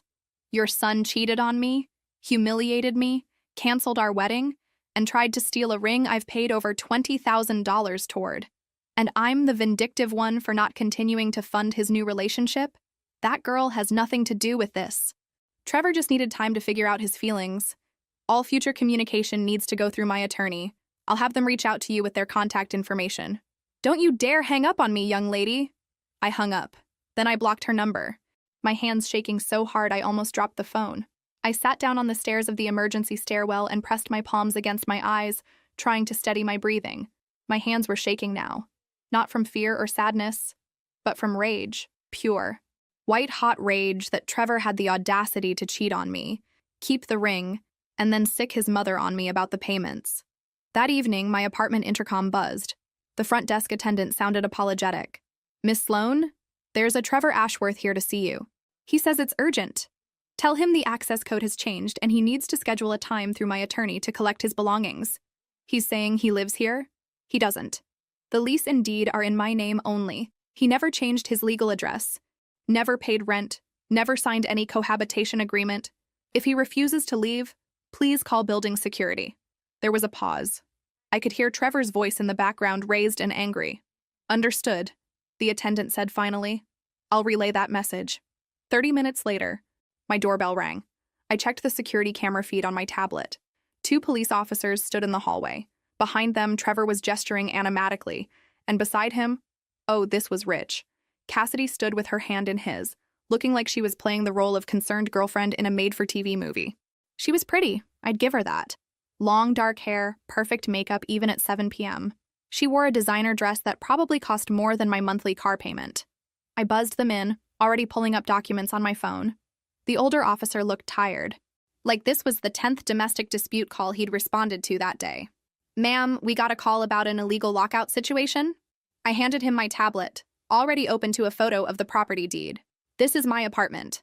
I'm the sole owner. Here's the deed dated 3 years ago, 2 years before I even met Trevor. He never lived here officially. He stayed over frequently but never changed his legal address, never paid rent, never contributed to the mortgage, never signed any kind of cohabitation agreement. I can provide utility bills in my name only if you need them. The younger officer was reading something on Trevor's phone, his eyebrows rising slightly. Sir, this message here, did you write this? I couldn't see Trevor's face clearly from where I stood in my doorway, but I heard the defensive tone in his voice. Yes, but that's taken out of context. It says pretty clearly that you're ending the relationship and keeping the ring. The officer looked at me. Did he give you this ring back? No. He's currently wearing it. All 3 officers, because yes. Apparently this situation had warranted 3 officers, looked at Trevor's left hand. Sure enough, the enormous diamond engagement ring glinted under the hallway lights. Because yes, he'd insisted on a style flashy enough to impress his luxury marketing clients, flashy enough that it could work as either an engagement ring or a statement piece. It's unisex, he'd said, really sophisticated. The older officer sighed deeply.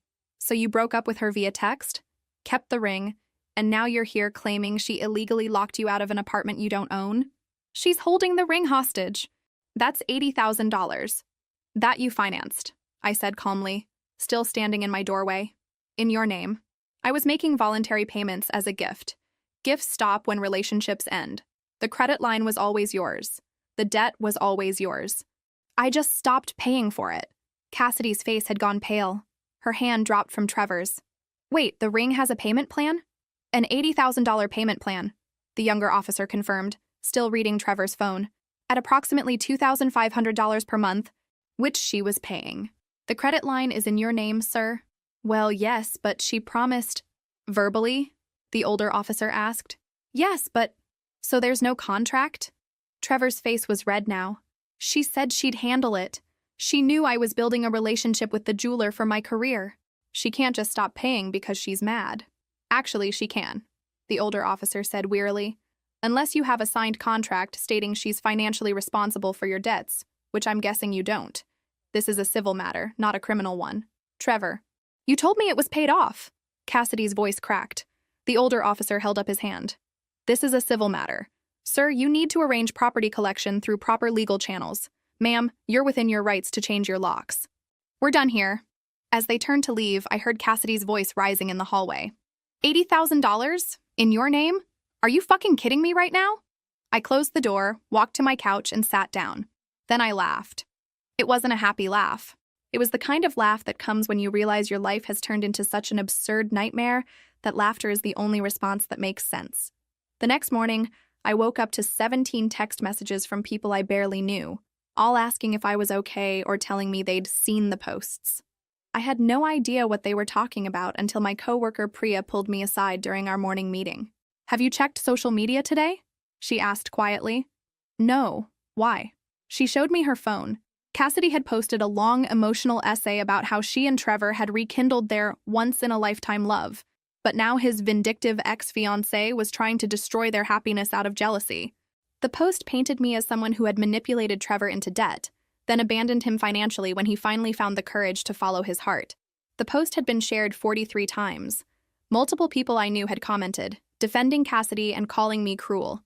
People who had never asked me what actually happened. "There's more," Priya said gently. She scrolled to another post. This one claimed I was withholding an expensive ring that rightfully belonged to Trevor and using legal threats to harass them. My face burned. This is insane. I know. But Sloan, David from marketing shared it. So did 2 people from accounting. And your manager saw it before I could warn you. My stomach dropped. Rebecca saw this? She wants to talk to you at 2.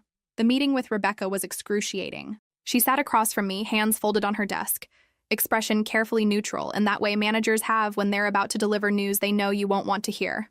Her office was impeccably organized, everything in its place, a contrast to the chaos currently consuming my life. "I want to be clear that your personal life is your own business," she began, her voice measured. "However, when it starts appearing in public forums where clients and colleagues can see it, it becomes a professional concern. We've had 3 people reach out to HR asking questions. One of our clients saw the posts and asked if the company knew what was happening with one of our operations managers." My stomach twisted. A client? The situation is creating conversation. And in our industry, reputation matters. I'm not saying you've done anything wrong. I'm saying we need to understand the full picture. I pulled out my phone with shaking hands. This is what actually happened.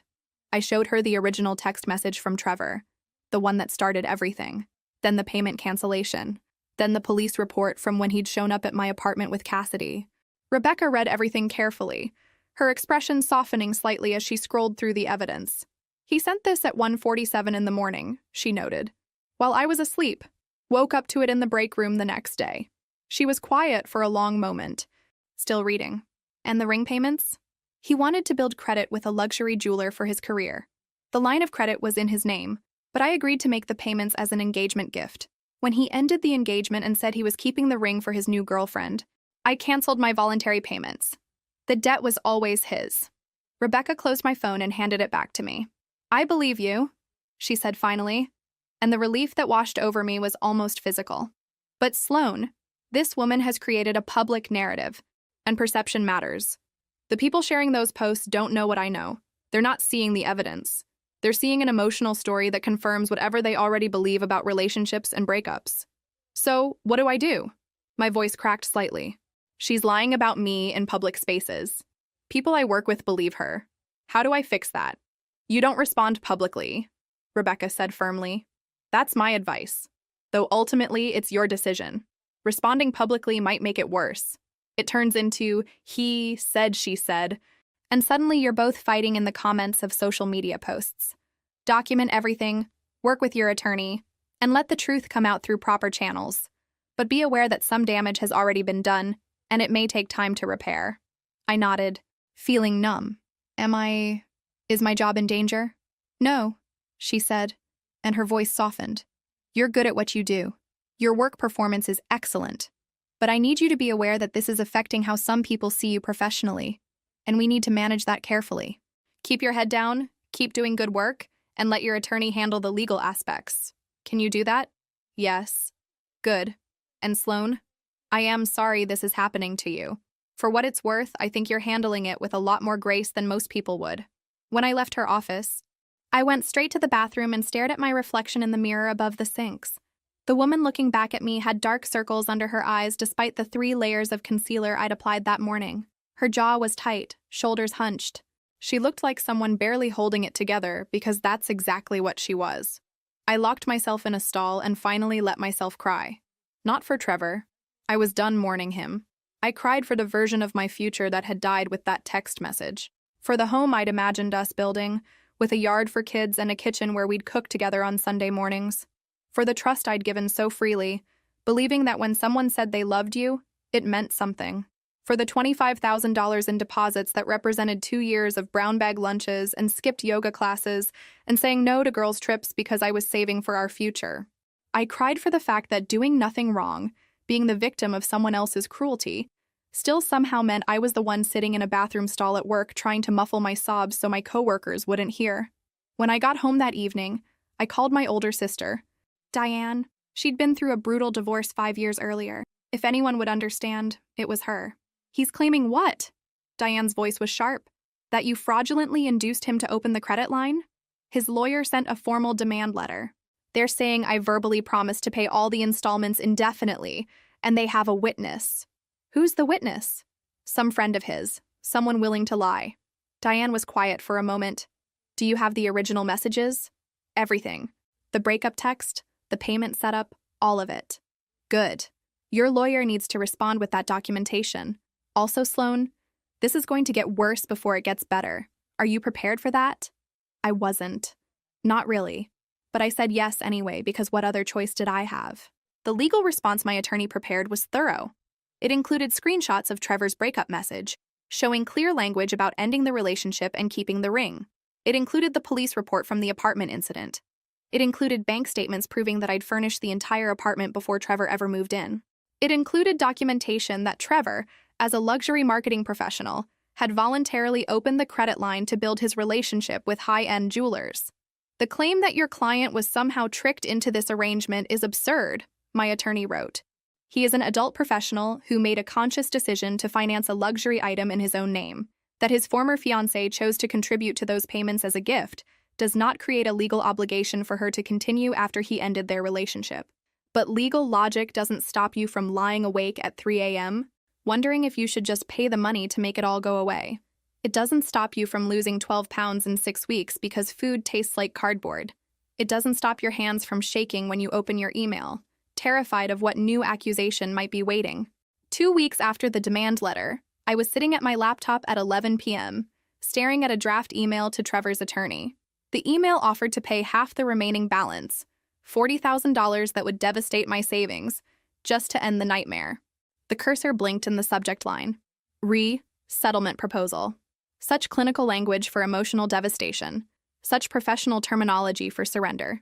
My savings account balance was open in another tab. $40,000 would leave me with $18,000 in emergency funds. $18,000 felt like a lot until you remembered that's 3 months of expenses if I lost my job. 3 months between me and financial ruin. But it would be over. God, it would finally be over. My finger hovered over the send button. $40,000 to make it stop. To end the legal threats, the social media harassment, the constant anxiety. $40,000 was a lot. But my mental health was worth something too, right? My phone rang. Diane, why are you calling so late? I asked. Because I can feel when you're about to do something stupid. What are you doing right now? I looked at the draft email. Nothing. Sloan, what are you doing? I'm tired, Diane. I'm so tired of fighting. Maybe if I just paid half. Don't you dare. Her voice was steel. Don't you dare give that man $1 more. He cheated on you. He humiliated you. He tried to steal from you, and now you're going to reward him? It's not about rewarding him. It's about making it stop. It won't stop. People like Trevor don't stop when you give them what they want. They see weakness and they push harder. You delete that email right now. Diane, I mean it. You think paying him off will make you feel better? It won't. You'll just be $40,000 poorer and still traumatized. The only difference is he'll know you'll fold under pressure. And next time, because there will be a next time, he'll push harder. What if there's no next time? What if this is just me being stubborn? Then be stubborn. Sloan, listen to me. I paid my ex $12,000 I didn't owe him just to make the divorce faster. You know what happened? 6 months later, he came back asking for more. said I owed him for emotional distress. I had to get a restraining order. Appeasement doesn't work with people like this. I closed my eyes. I'm so tired. I know, but you're also strong. Stronger than you think. You delete that email right now. Diane. Right now, Sloan. I'm serious. My hand trembled over the mouse. Then I closed the draft and dragged it to the trash. It's deleted. Good. Now listen to me. You are not weak. You are not wrong. And you are not going to let him win. After I hung up, I sat in the dark living room of my apartment. The same apartment I'd been so proud of buying at 29. The same apartment where Trevor used to tell me about his day, where we'd talked about the future, where I'd actually believed we were building something real. Everything felt like a lie now. Every memory was tainted. Every moment I'd thought was genuine turned out to be just, what? Performance? Calculation? I didn't even know anymore. 3 days later, my phone rang from an unknown number with a New York area code. I almost didn't answer, but something made me pick up. Is this Sloan? A woman's voice, uncertain. Who is this? My name is… Well, I'd rather not say. But I used to work with Cassidy. She got me fired 6 months ago, and I've been following this situation online. I think you should know the truth. My pulse quickened. What truth? Cassidy isn't some innocent woman who accidentally reconnected with her ex. She's been planning this for months. She knew about the ring, knew what it cost, knew Trevor was paying for it. I heard her talking about it before I was fired. She said, and I quote, "That ring is gorgeous and expensive, and once I get him back, we'll figure out the payment situation together." She didn't just run into him at that hotel bar. She found out where his bachelor party was and showed up intentionally. I felt dizzy. How do you know all this? Because she bragged about it to me. She showed me his social media, showed me pictures of the ring, talked about how she'd always regretted letting him go. When I confronted her about pursuing someone who was engaged, she got me fired for creating a hostile work environment. I have screenshots of some of our conversations if you want them. I can't use them myself. I signed an NDA when they paid me out, but you're not bound by my NDA. Why are you telling me this? I asked carefully. If you signed an NDA, because what she did to you, she did to me too. Different method, same cruelty. She ruined my career, my reputation. I can't touch her legally, but you can. And honestly, after watching her play victim online while I know the truth, I couldn't stay silent. My therapist says I need to stop obsessing over revenge, but this isn't revenge. This is justice. Her voice cracked slightly. You didn't deserve what she did. No one does. The screenshots are dated, they're authentic, and they prove she planned everything. That's all I can give you. Thank you. I managed. Truly. Use them well, she said, and hung up. Send them to me, please. The screenshots arrived within an hour, and I sat on my couch staring at them with a sick feeling spreading through my stomach like poison. Conversations between Cassidy and someone named M, about Trevor, about the ring, about their plans. I had to read each screenshot 3 times before the words actually penetrated. My brain kept trying to reject the information, like an immune system fighting infection. This couldn't be real. People didn't actually do this. But the dates were there. The specifics were there. The casual cruelty was there, preserved in blue message bubbles. The first screenshot was dated 4 months before Trevor's bachelor party. Cassidy. Saw T posted pics from some work event. He's wearing the ring. God, it's gorgeous. M. Girl, let it go. He's engaged. Cassidy. Yeah, well, she's boring. Marketing manager or something. Basic. He needs someone who gets the lifestyle. M. You're insane. Cassidy. I'm determined. That ring is like $80K. And he put it on credit to build relationships with jewelers. Smart. Always was smart about that stuff. I felt like I was going to be sick. She'd known. She'd known the price, known about the credit line, known everything. This wasn't just watching from a distance. This was reconnaissance. This was strategy. The next screenshot was from 3 months ago. Cassidy. His bachelor party is at the Harbor Hotel in July. Found out from his friend's girlfriend. M. Why do you know where his bachelor party is? Cassidy. Research. I'm just saying if I happened to be at that hotel bar that night. M. This is stalker behavior. Cassidy. It's not stalking, it's fate. We're meant to be together. This engagement is just a detour. My hands were shaking so hard I almost dropped my phone. This wasn't an accident. This wasn't a chance encounter at a hotel bar. This wasn't Trevor running into an ex and realizing old feelings were still there. This was calculated, premeditated, orchestrated like a military operation. Another screenshot from 2 weeks before the bachelor party. Cassidy. Booked a room at the Harbor Hotel July 20th, 22. Same weekend as T's bachelor party. Coincidence? I think not. M. You're going to show up at his bachelor party? Cassidy. I'm going to show up at the hotel bar. What happens after that is destiny. M. Destiny. Right. What about his fiancée? Cassidy. She'll get over it. And honestly, he deserves better than some girl who pays his ring payments like he's a charity case. That last line. That fucking line. Like my generosity was something to mock. Like love and support were weaknesses to exploit. Like the fact that I'd been helping him build his career was somehow pathetic instead of what partners do for each other. There was even a screenshot of a search history showing Cassidy looking up the hotel where Trevor's bachelor party was booked. Another showing her researching me on social media, scrolling through my posts, studying my pictures like I was a target to eliminate. Another showing her looking up the cost of engagement rings at Westfield Fine Jewelers, calculating exactly what she was competing for. She'd studied me, studied him, studied the situation, and then she'd executed a plan to destroy it all. This wasn't passion. This wasn't love. This was a hostile takeover. She'd studied me, studied him, studied the situation, and then she'd executed a plan to destroy it. And Trevor, either he knew and played along, or he was too stupid and self-involved to see he was being manipulated. I wasn't sure which option was worse. I wasn't sure which option hurt more. I stared at my phone screen, feeling sick. The room seemed to tilt around me, the furniture blurring at the edges of my vision. It wasn't just betrayal. It was orchestrated, calculated, methodical. Every word Trevor had said about their chance encounter was a script. Every tear he'd cried about following his heart was theater. And I'd been the fool paying for tickets to my own humiliation. My apartment tilted. The walls seemed to breathe. The ceiling pressed down. I ran to the bathroom and threw up, my body physically rejecting the truth of what had happened to me. I knelt on the cold tile floor. My forehead pressed against the toilet bowl and heaved until there was nothing left. Until my stomach cramped and my throat burned and tears streamed down my face mixing with saliva and bile. This was what betrayal tasted like. This was what it felt like when someone you trusted turned out to be someone you'd never known at all. I don't know how long I sat there on the bathroom floor. Time felt strange, elastic. My phone kept ringing, Diane's name flashing on the screen over and over.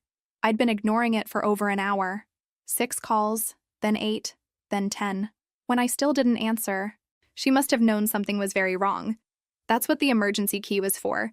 I heard the sound of a key in my front door lock, then footsteps, then her voice calling my name.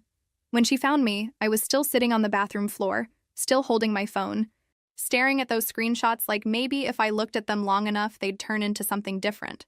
Something that didn't make me feel like the biggest idiot in the world. Sloane? She kneeled down beside me, taking in the scene. Oh, honey, what happened? I'm so stupid, I kept saying, my voice hollow. I'm so stupid. I'm so fucking stupid. You're not stupid. He is. She is. He was planning this. While we were talking about the wedding, while I was paying for his ring, while I was booking vendors and choosing flowers and planning our future, he was planning how to get rid of me without losing the ring, and she was helping him. Every I love you was a lie. Every conversation about our future was theater.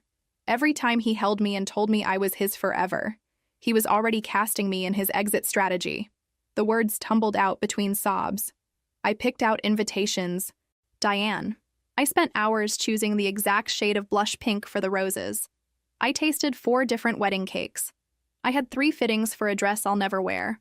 I canceled yoga classes and coffee dates and girls' trips so I could save money for our future. Our future. It was never ours. It was never real. None of it was real. Diane sat down beside me on the cold tile floor. She didn't try to tell me it would be okay. She didn't try to minimize what had happened or rush me through my grief. She just sat there while I cried, occasionally handing me tissues from the box she'd grabbed from my nightstand, occasionally refilling my water glass from the sink. I thought I knew him, I said finally, my voice hoarse from crying and vomiting. 2 years, Diane. 2 years of my life with someone who was capable of this level of deception. 2 years of believing I'd found my person. 2 years of building a life with someone who was just using me, using my apartment, using my money, using my trust, using everything I gave him and planning his exit the entire time. You knew who he pretended to be. That's not your fault, that's his. But I should have seen it. There must have been signs, Red flags I ignored, warning signs I missed because I was too in love or too stupid or too desperate to believe someone actually wanted to build a life with me. Stop. Diane's voice was firm. Stop doing that. Stop making this your fault. He lied. She manipulated. That's on them. Not you. You trusted someone you loved. That's not stupidity. That's being human. But it felt like stupidity. It felt like I'd painted a target on my back and handed them both arrows. It felt like every moment of the last 2 years was now contaminated. Every memory now a lie. Every plan now a joke I hadn't been in on. But it felt like my fault. It felt like I should have seen something, noticed something, protected myself better. The apartment was full of ghosts now. The ghost of every dinner we'd shared, every movie we'd watched, every morning I'd woken up next to him thinking I was safe. 2 days later, Trevor's attorney sent another letter. Cassidy had tried to contact me directly through social media. My attorney had shut that down immediately. Now they were offering a settlement. If I paid $30,000, they would drop all claims and legal action. My attorney's response was brief. Discovery is going to be very interesting for your client. We have documentation that will not reflect favorably on either Mr. Ashworth or his current girlfriend. We recommend you reconsider your position. She attached the screenshots. Trevor's attorney didn't respond for 4 days. When he did, the tone was completely different. After reviewing additional evidence, we are withdrawing all claims. Our client will not pursue this matter further. The property retrieval was scheduled for the following Tuesday at 10 a.m. I spent Monday night packing Trevor's belongings into 14 boxes, carefully labeled. His clothes went into boxes 1 through 4. The expensive suits he'd insisted he needed for client meetings. The casual shirts I'd bought him for his birthday. The gym clothes that still smelled faintly of his cologne. I folded everything precisely, mechanically, because if I thought too hard about what I was doing, I'd break down. Boxes 5 and 6 held his books and vintage promotional materials from luxury brands. The Cartier catalog from 1985 he'd found at an estate sale. The Tiffany lookbook from the 90s he'd been so excited about. I'd listened to him talk about these things for hours because I'd loved him and wanted to understand what he loved. The remaining boxes held his electronics, his favorite coffee mug with the stupid marketing joke, his electric toothbrush, his expensive skincare products. Each box was a meditation in letting go. Every piece of tape was a goodbye. Every labeled box was a door closing on a chapter I never wanted to reopen. The police officer who supervised the removal was the same older cop who'd responded to Trevor's initial complaint. When he arrived, he gave me a slight nod of recognition, something almost like respect in his eyes. "We meet again," he said quietly. "Third time's the charm," I replied, managing a small, tired smile. Behind him came my attorney, looking professional in her suit despite it being a Saturday. Then Trevor and his mother. Trevor looked terrible. He'd lost what must have been 15 or 20 pounds. His eyes were sunken, underscored by dark circles that no amount of sleep would fix. His hands visibly shook as he signed the property receipt. His mother, Patricia, immediately tried to push past everyone to inspect my apartment, her purse clutched tight to her chest like armor. "I want to verify that nothing is missing. I want to check every room. This is my son's property." "I'm sorry, ma'am, but all items on the agreed list are in these labeled boxes," my attorney said, physically blocking the doorway with surprising firmness for someone who stood barely 5'3". "There's no need to enter the premises. We followed the itemization provided by Mr. Ashworth himself. Everything listed is present and accounted for." "I don't trust her." Patricia's voice rose. "She's vindictive and manipulative. Who knows what she's keeping or damaged out of spite?" The list was prepared based on Mr. Ashworth's own itemization, signed and notarized. My attorney pulled out a folder, maddeningly calm. "Everything listed is here. If you'd like to dispute any item, we can schedule a follow-up inspection with a neutral third party present, but that will require additional legal fees and a formal petition. The cost would be approximately $2,000 for the neutral inspector, plus legal fees for both parties. Would you like to proceed with that option?" Patricia's mouth snapped shut. Trevor put a hand on her arm. "Mom, it's fine. Let's just get the boxes." They started loading boxes in silence. The only sound the scraping of cardboard against the hallway floor, and Patricia's occasional huffing sighs of martyrdom. As they worked, I stood in my doorway with my attorney, watching this final dismantling of what I'd thought was my future. Trevor paused halfway through, holding box 7. He looked at me, really looked at me for the first time. "Can we talk? Just for a minute, please?" "No," my attorney said firmly before I could even consider it. "Please, Sloan, 5 minutes. Just you and me. I need to..." "Mr. Ashworth, all communication must go through proper legal channels." my attorney repeated, her voice leaving no room for argument. We're done here. Trevor's eyes filled with tears. Real tears, streaming down his cheeks. His mother rushed over, dropping the box she was carrying. This is emotional abuse, she shouted at me. Look what you've done to him. Ma'am, please lower your voice, the police officer said, stepping forward slightly. But Trevor was still looking at me, crying openly now. This is all wrong, he said, his voice breaking. You should have protected me. That's what people who love each other do. They protect each other from making mistakes. I made a mistake, and instead of helping me fix it, you're destroying my life.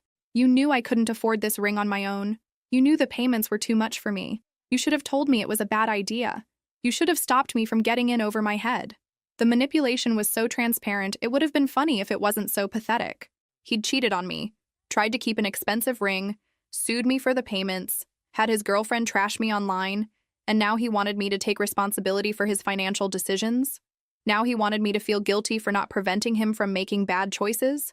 The law is clear on this matter, my attorney said calmly, pulling out yet another document. Ms. Sloan had no legal obligation to continue voluntary payments after the relationship ended. This matter is resolved. Please take your belongings and leave the premises.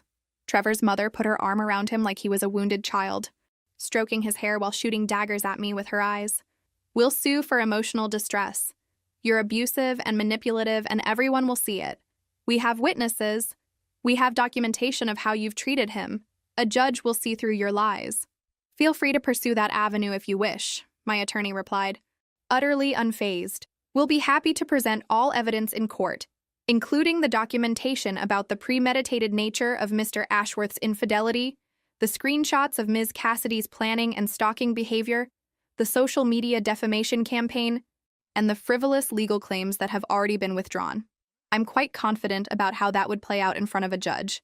Additionally, we'd countersue for malicious prosecution and legal fees. So please, by all means, proceed if you'd like. Patricia's face went pale. Trevor's eyes widened slightly. Neither of them had expected us to have that much ammunition. They'd thought they were the only ones with evidence, the only ones with a story to tell.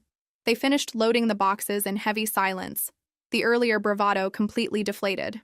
As they were preparing to leave, Trevor paused with the last box in his arms and looked back at me one final time. I hope you're happy, he said, his voice breaking again.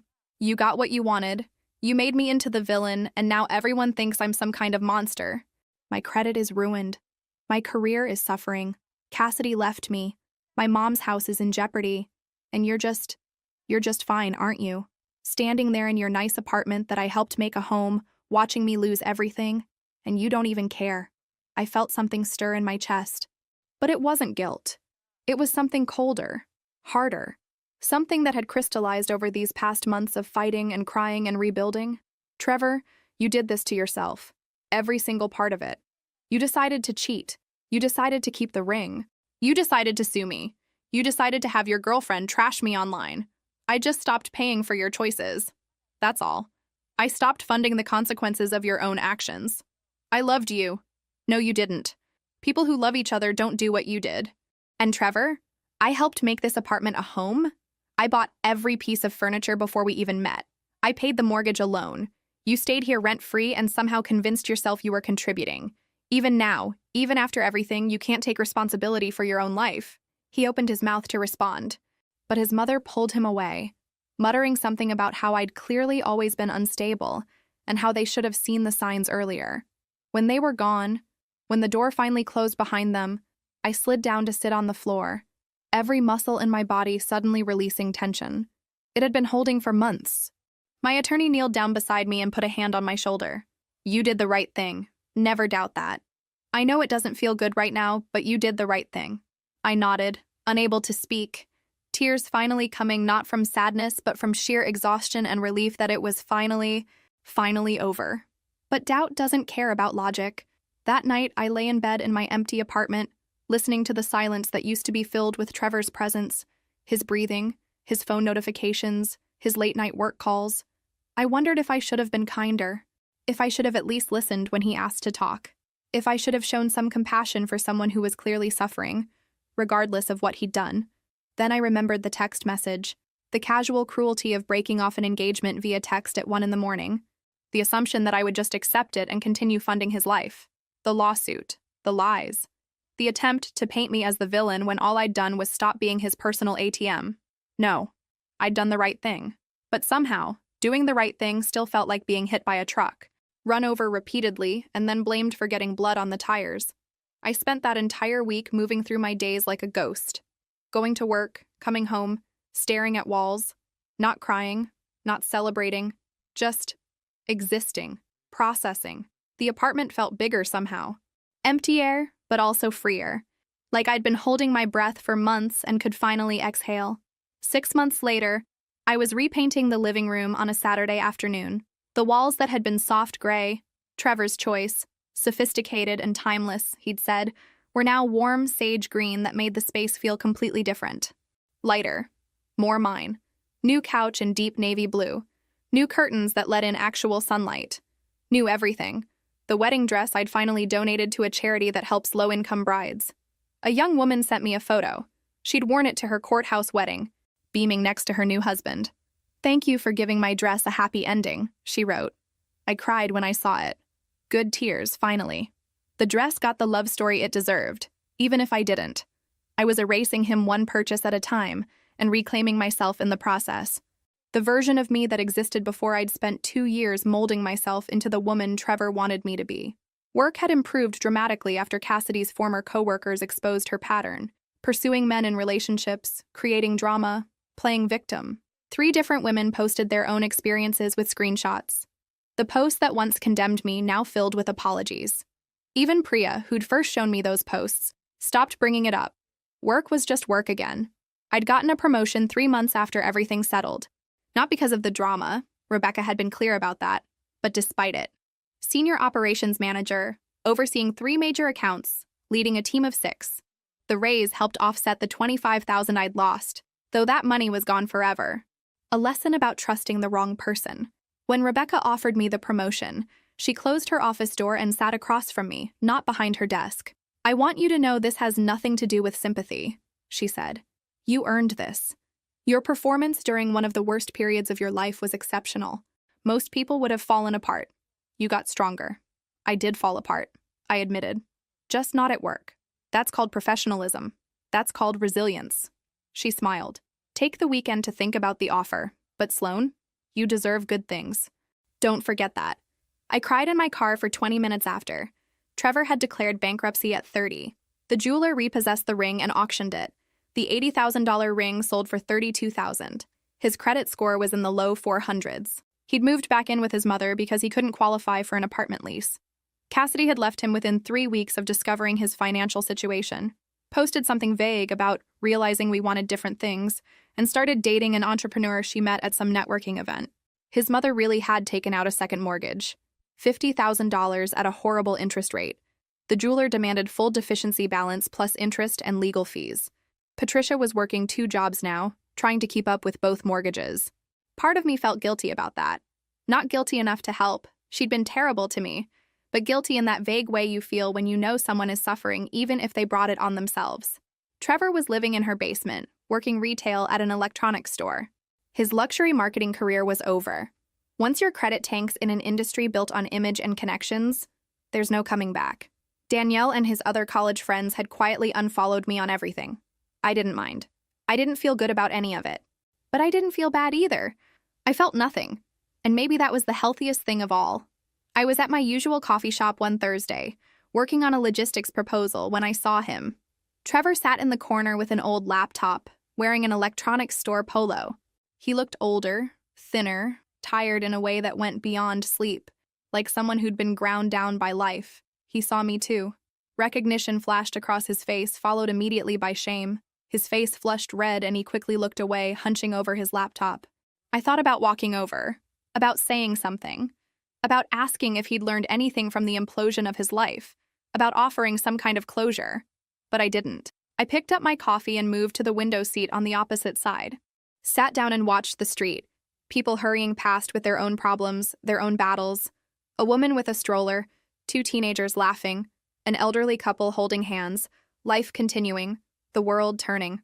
I watched him through the reflection in the window glass. He looked up once, twice, like he wanted to say something but couldn't find the courage. Good. Let him sit with that feeling. Let him understand what it's like to want closure and not get it. 6 months ago, I would have wanted him to suffer. I would have wanted to walk over there and list every way he'd destroyed me, make him feel the weight of what he'd done. But now, I just wanted my coffee and my proposal and my afternoon back. The fact that I could sit 30 feet from him and feel nothing but mild annoyance at the coincidence, that was victory. Not the dramatic kind. Not the kind that makes a good story. Just the quiet, unremarkable victory of indifference. For the first time in 6 months, my chest didn't feel tight. My hands didn't shake. The familiar anxiety didn't rise in my throat. I just felt okay, not happy. Not vindicated. Just okay. Just here, drinking my coffee. Not thinking about what happened or what I'd lost. And honestly, after everything, okay felt pretty damn good. My phone buzzed, a text from Diane. Dinner tomorrow? My place. I'm making that pasta you like. I smiled and typed back. I'll bring the wine. Outside, the city moved forward. Inside, so did I.